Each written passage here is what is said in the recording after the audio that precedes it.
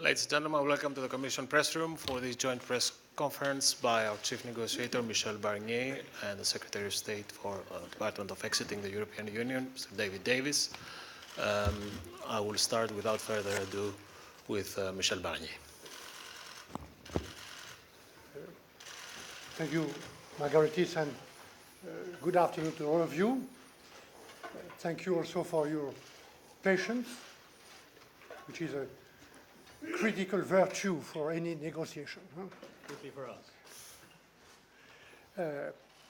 Ladies and gentlemen, David and I and our teams just finished a few minutes ago the second round of negotiations. In our first round in June, we agreed on the organization of the negotiations. Our second round, which began on Monday, was about the presentation of our respective positions. Our objective was to start working on substance and also continue building trust between us. I said last week that I wanted to identify the points where we agree and the points where we disagree. This was possible this week for the issues on which there was a clear British position. Mesdames et Messieurs, sur la substance, et d'abord la question des droits des citoyens, qui est une priorité partagée par l'Union européenne, les 27 États membres, le Parlement européen et évidemment le Royaume-Uni. La position britannique détaillée sur ce sujet nous a permis de commencer à identifier, comme je viens de le dire, les points de convergence et les points de divergence. Et nous avançons maintenant dans une direction commune. Il reste une divergence fondamentale sur la manière de garantir ces droits et sur plusieurs autres points, comme les droits des futurs membres de la famille ou l'exportation de certains bénéfices sociaux. Les citoyens doivent pouvoir trouver dans l'accord de retrait lui-même la certitude juridique dont ils ont besoin dans leur vie quotidienne.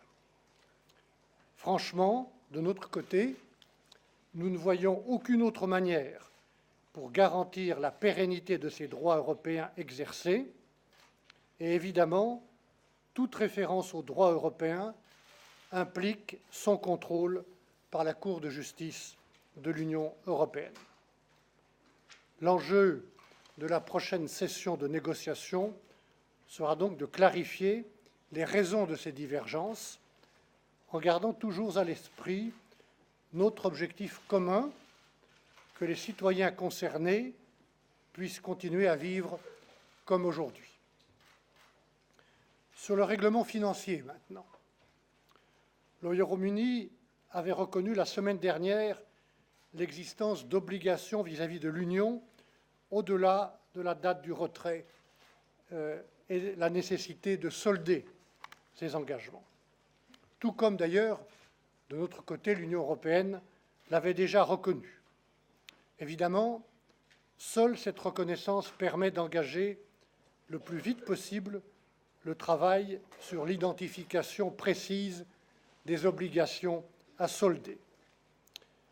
La position de l'Union européenne, rendue publique le 29 mai, est le résultat d'un passage en revue de tous les engagements qui, de notre point de vue, doivent être couverts par l'accord de retrait. Et cette semaine, ensemble, nous avons détaillé l'analyse juridique de ces engagements.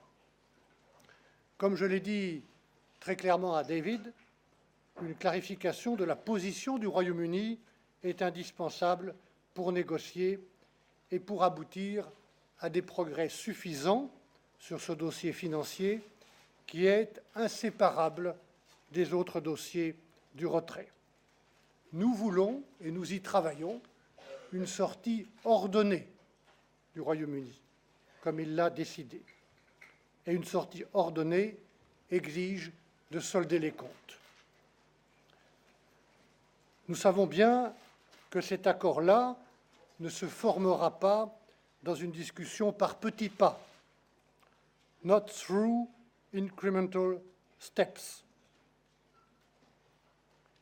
Aussitôt que le Royaume-Uni sera prêt à préciser la nature de ses engagements, nous serons prêts à en discuter avec les négociateurs britanniques.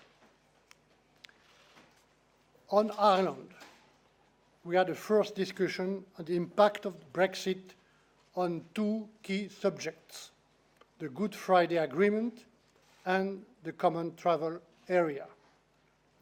We agree that the important issue of the Good Friday Agreement between Ireland and the UK in all its dimensions require more detailed discussions.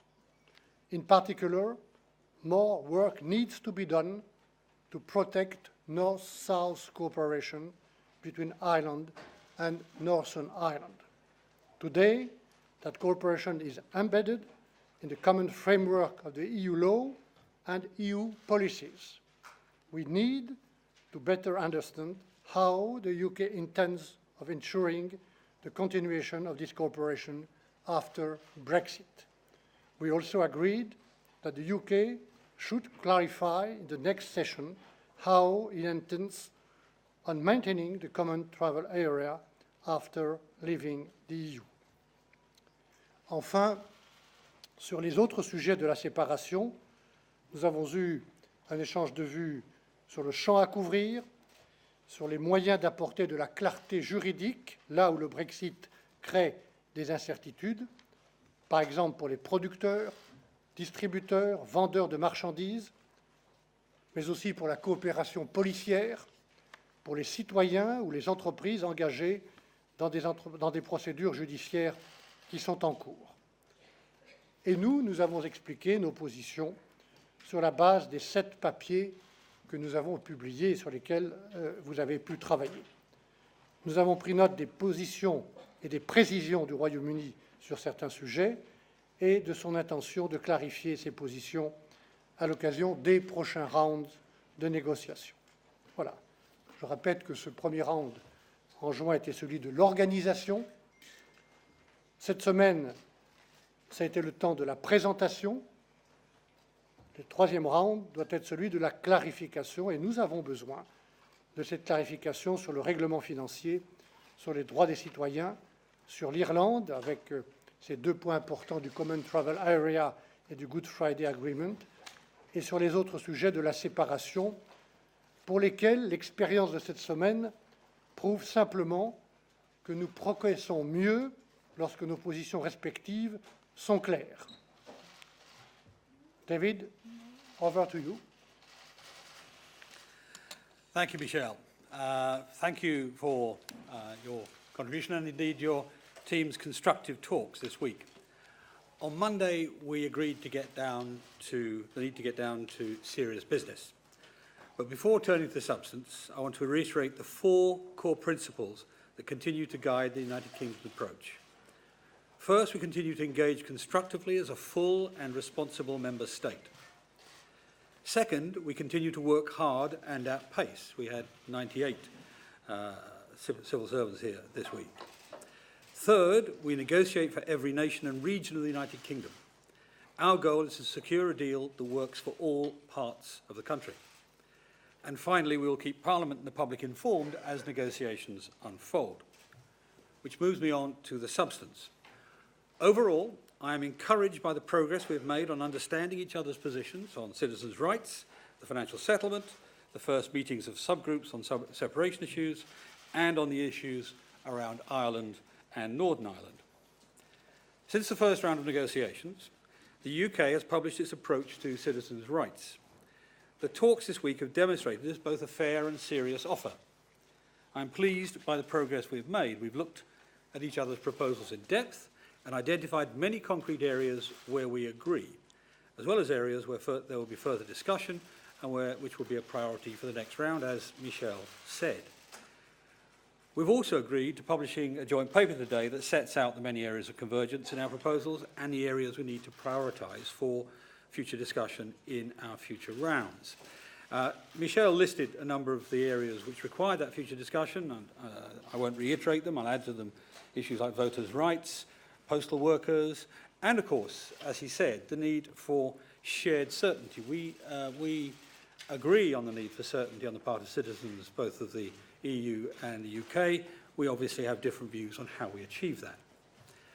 On financial settlement, we both recognise the importance of sorting out the obligations we have to one another, both legally and in a spirit of mutual cooperation. We've had robust but constructive talks this week. Clearly, there's a lot left to talk about and further work before we can resolve this. Ultimately, getting to a solution will require flexibility from both sides. But as Michel said, we shouldn't expect incremental progress in every round. On Ireland and Northern Ireland, our coordinators, because this is a discussion rather than a working group, our coordinators have had a good discussion.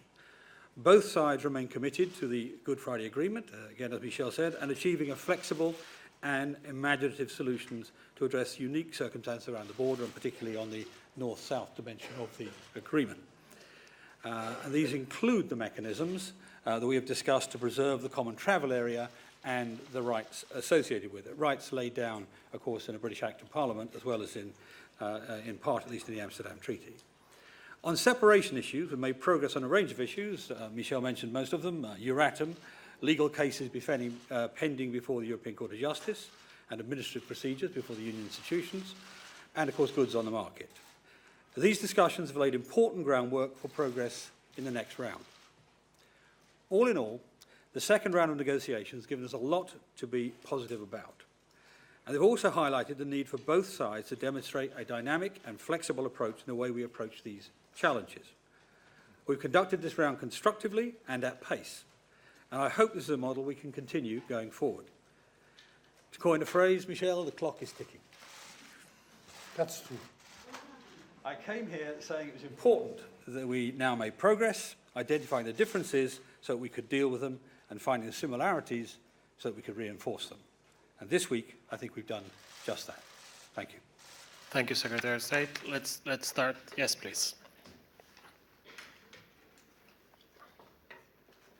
From Sky News. Mr. Davis, Mr. Barnier just reflected that you have said that Britain recognises its obligations, but on the financial settlement, can you give us at least some clarity, because people are confused? Does this mean categorically that Britain accepts that there will be a net flow of money to the European Union? And Mr. Barnier, if I can ask you, on the European Court of Justice, will that be a red line on any determination of substantive progress on EU citizens' rights? Can I answer first, Michel? The first thing to say is I'm not going to enter into the negotiation in the press conference.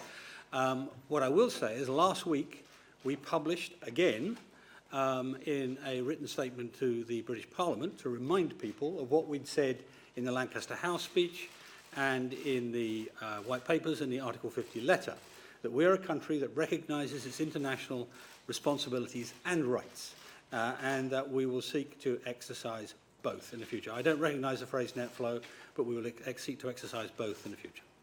Michel.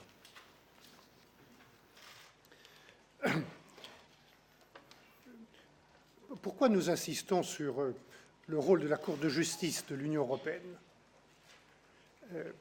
Ce n'est pas un point politique. C'est une question juridique. Simplement le fait que s'il y a continuité du droit de l'Union européenne, il doit y avoir un encadrement par la jurisprudence de la Cour. Ça, c'est un point juridique. Et seule la Cour peut interpréter le droit de l'Union. Ce n'est donc pas un choix, c'est une obligation. Et pourquoi le droit de l'Union devrait donc, c'est votre question, continuer à s'appliquer? Nous voulons que les citoyens puissent continuer à être protégés par le droit de l'Union. Et c'est aussi pourquoi nous attachons de l'importance, une importance fondamentale au rôle de la Cour de justice. Then I had Katja, the right. Mr. Barnier, if I could ask you first of all, please, Katya Adler from the BBC. In a good negotiation, it takes give and take from both sides. The United Kingdom has conceded to the EU timetable for Brexit negotiations. It's also accepted that it has financial obligations to honour when it leaves. Where will the EU be showing some give, perhaps as a trust-making exercise? Isn't there any wiggle room, for example, over the ECJ? And if I could ask you as State Secretary as well, over and again we've heard Mr. Barnier today saying he needs more clarification from the United Kingdom over its positions on a number of issues. In order to work out and to give that clarification, do you, State Secretary, not need to be here in Brussels during negotiating rounds for more than a few hours at the beginning and at the end of the week? Thank you.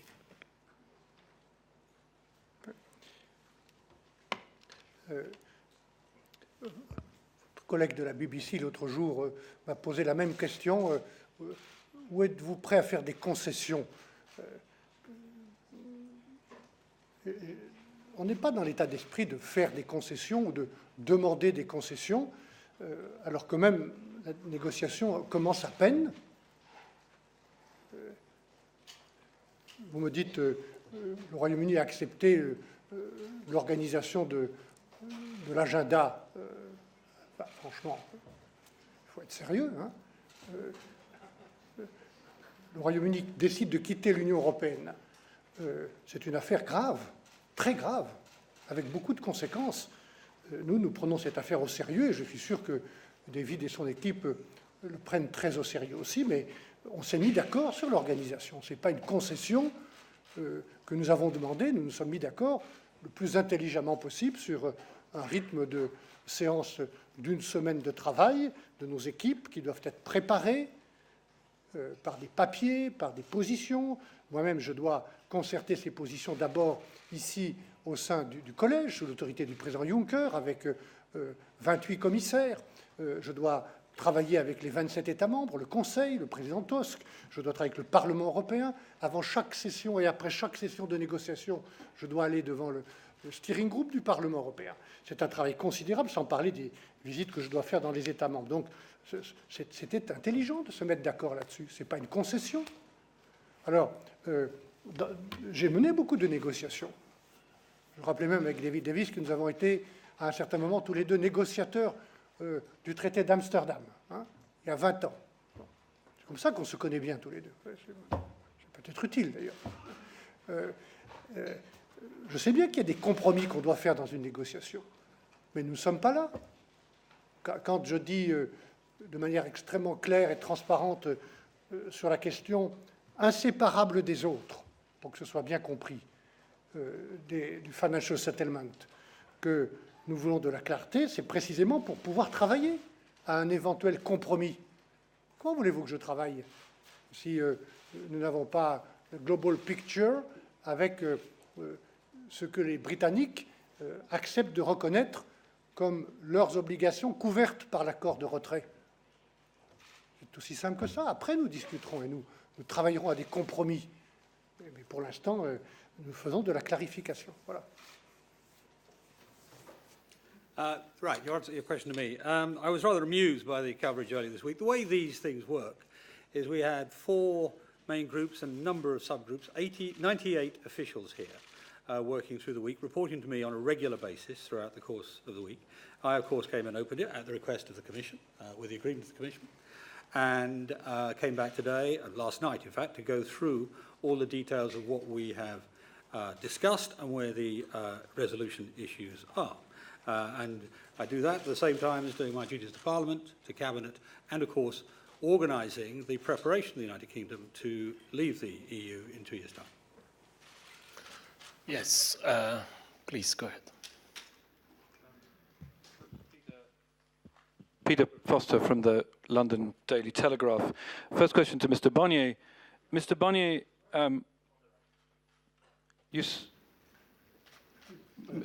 to Mr. Barnier, you said that EU law must apply to European citizens in the UK when those citizens will be resident in a third country. Can you tell me of a single other country that accepts the jurisdiction of another court over their citizens? And to Mr. Davis, Mr. Boris Johnson, the Foreign Secretary, said that the EU could go and whistle for its money earlier this week. When are you going to level with the British public that we are going to have to make significant financial payments to the EU as part of this Brexit process?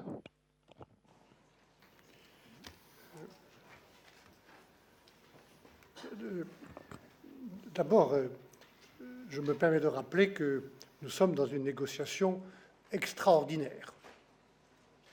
Et je ne crois pas que nous ayons eu affaire dans l'histoire de l'Union européenne, depuis toute première étape de cette construction européenne, en 1950, puis le traité de Rome, puis progressivement l'adhésion de beaucoup de pays, dont le Royaume-Uni en 72-73,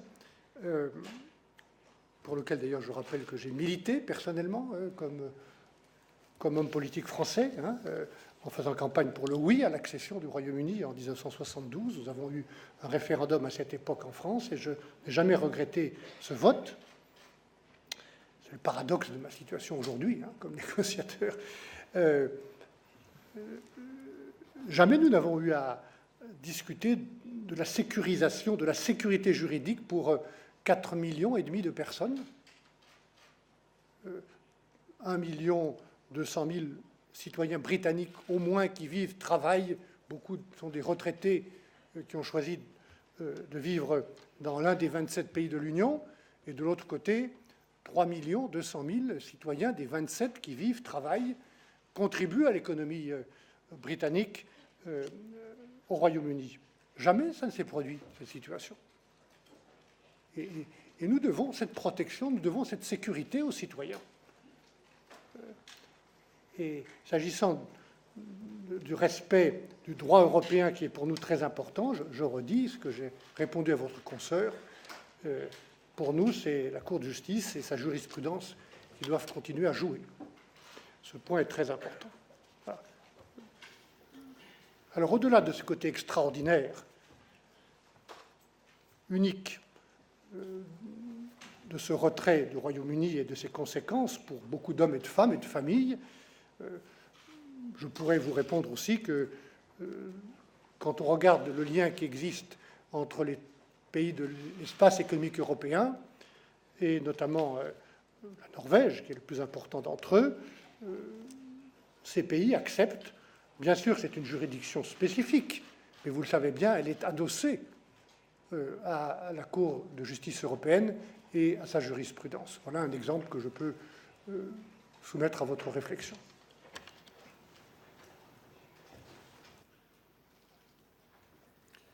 Right, for me.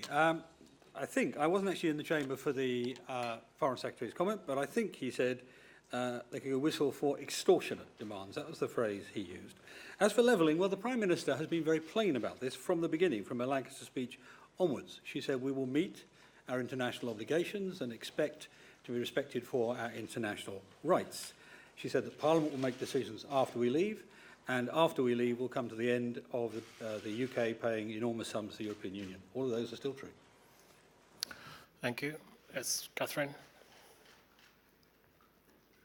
Catherine Fiore, EU reporter.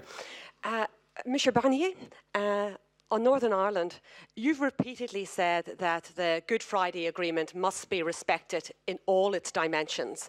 And one of those dimensions is rigorous impartiality. Do you think that the UK can be described as impartial following their supply and confidence agreement with the Democratic Unionist Party? And is this something that you raised with the Minister? And a question for the Minister. This morning, Liam Fox, Minister for International Trade, said that the UK could survive without a deal. The ex-Chancellor of the Exchequer has said to leave without a deal would be a very, very bad outcome. Do you lean more towards the Minister for International Trade or towards the Chancellor of the Exchequer? Thank you.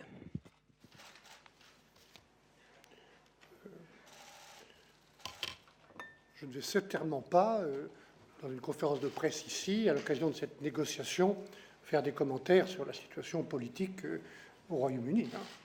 Ce n'est pas mon rôle. même si c'est un sujet qui m'intéresse, évidemment, mais je ne vais sûrement pas faire de commentaires. Ce que je sais, c'est que nous avons une responsabilité commune.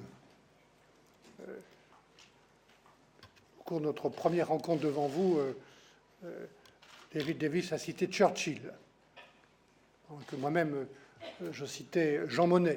Il y a d'autres, d'ailleurs, dirigeants politiques britanniques de haut niveau qui sont inspirés par Churchill. Il y a une phrase de Churchill que j'ai rappelée il y a quelques mois devant le comité des régions.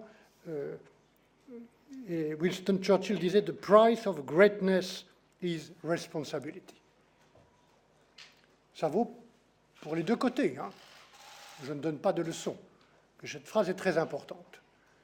Nous sommes responsables de nos engagements financiers, nous sommes responsables de la part que nous avons prise en Irlande et en Irlande du Nord pour le rétablissement du dialogue, de la paix et de la stabilité.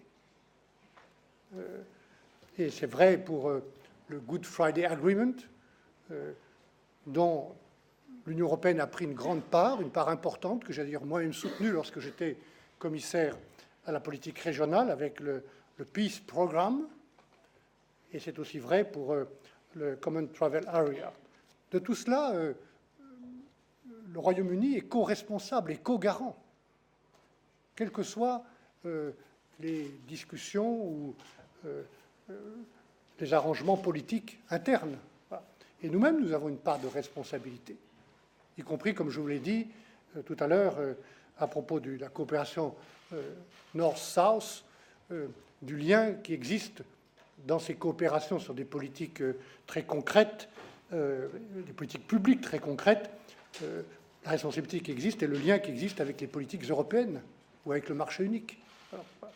Donc nous abordons cette discussion au niveau du dialogue politique engagé par Holly Robbins d'un côté et Sabine Veillant de l'autre, en notre nom, avec beaucoup de responsabilité. Voilà.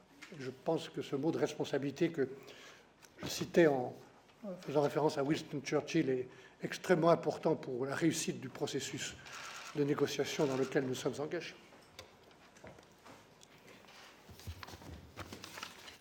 Firstly, before the question you put to me, can I add my comment to Michelle's comment that the British government continues to take incredibly seriously its requirement for impartiality, irrespective of any deal of any sort.